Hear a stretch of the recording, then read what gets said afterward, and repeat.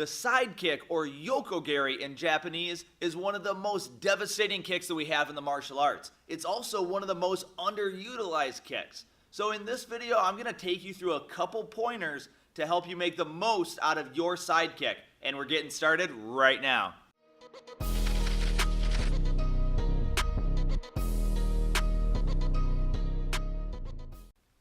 What's happening, martial arts friends? Welcome back to the Karate Playbook, and if this is your first time here, my name is Nick, and on this channel we cover all sorts of training drills, workout tips, and technique breakdowns, just like this one, to help you get the most out of your training and gain your edge. So if you're interested in this sort of stuff, you might consider subscribing and turning on that bell notification so you won't miss a thing. Alright, so as far as the side kick goes, this has always been one of my favorite techniques to throw, just because of how much power it has and how little you actually see this kick utilized. So if you have a favorite kick, toss it in the comment box. It's always just kind of fun to see what other people prefer to throw. But as far as the side kick goes, we can throw this kick very usefully in an offensive and defensive manner. So I can move forward and throw it, and I can also throw this as they move forward towards me. All right, so offensively, in my stance here, I'm going to be pushing forward. I prefer to throw the jab. I'll see that some people like to just fake, but I really like to throw this jab because it puts something in their eyes and it gives them something to deal with that they actually have to block, and then I throw my kick underneath it. So I'm going to push this jab forward and allow my body to move all the way on top of this front leg. So instead of just throwing this punch and then stepping forward, which is essentially two motions, so I have my jab and then my step, you're going to pick up on that step because it's going to be a separate technique all by itself. If I throw this jab and at the same time I push my body right on top of this front leg, it hides half of the step up. So it hides a big portion of what you normally pick up on. So I'm going to throw this here, and then this back leg is going to step up. My heel is going to go forward so that my toes are facing behind me, and I'm going to throw my kick straight out that way, making sure that I bring my knee up as high as I can.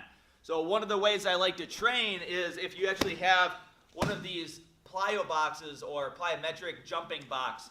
These are great for working on just jumping, working on any sort of explosion. You can do all sorts of workouts with it.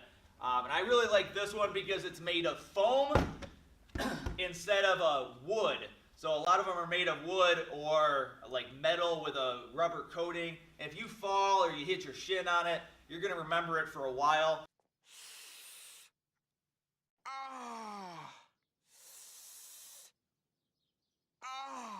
This one's made of foam, so if you fall on it, it's no big deal. You can go right back to doing what you were doing. So I'll put a link to this in the description below if anybody's interested. I really like this one.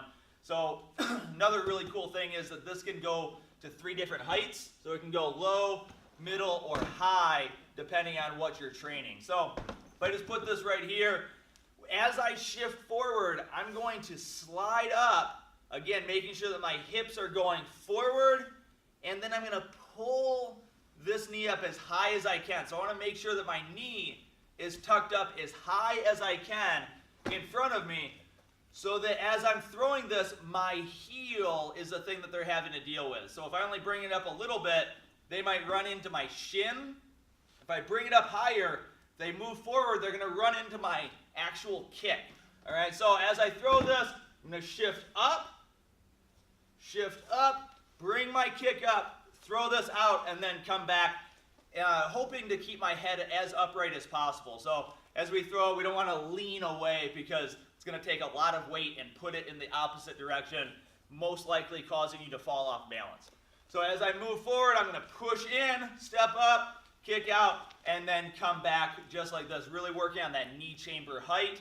So on the bag, really straightforward, I'm going to be far enough away where if I step up kind of lazily and throw this out here, I'm not even going to hit the bag. So when I do this, I'm pushing my body forward as far as I can. This is going to make it so if they move away as I'm throwing this jab, which is pretty likely, if I throw a jab at somebody, they might move away like this. It's going to buy me that extra distance where I can step up and throw this kick right up underneath their blocking arms. All right, so now defensively, we're going to keep the same thing in mind in that I need to hide my technique, but instead of my body moving forward, I'm going to actually be shifting away. So in sparring, a lot of the times, distance is going to negate speed. So if I have somebody coming at me really fast, in order for me to counter, if they get the jump on me, I may have to make distance first to throw my technique in there. So as I'm throwing this counter, I'm going to shift my body away as if I was going into a back stance, and then I'm going to slide this foot in, bringing my knees together. So I'm going to drop my body down and back, keeping my hands pressing forward like this. So I'm going to keep my body this way, pull this knee in, and then throw out from here.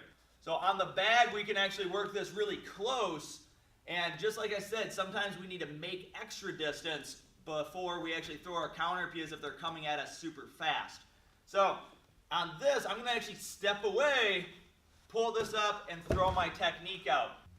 All right, so we can actually throw this same exact technique and use the same drill using the Plyo box here. So if I set up in my stance and I'm just right next to it with the box on my open side here, I can shift my body back, pull this up, and throw my kick. So if I want a nice challenge, I'll put it on the higher setting here, get nice and close, shift back, throw the technique, and then set back in my stance. This is going to make sure that as I throw, that after I throw my kick, that I actually pull this back instead of just throwing the kick and then flopping it down. All right, so if I did it in the air, quite often you'll see people throw this kick and then just kind of drop forward. That's going to really set us up to be in a bad position if somebody knows how to throw a proper counter. So from here, I throw the kick, pull it back, and then set back down. This also gives me the option to pull back, throw another kick, or do another follow-up technique, or if nothing else, set down on balance. Anyway, I hope this video helps. Thank you so much for watching. If you enjoyed this, smash the like button and make sure you're subscribed so you can check out our other videos that we're putting out all the time. Thank you so much. Have an awesome time training and a great day. I'll see you all in the next video. All right, peace.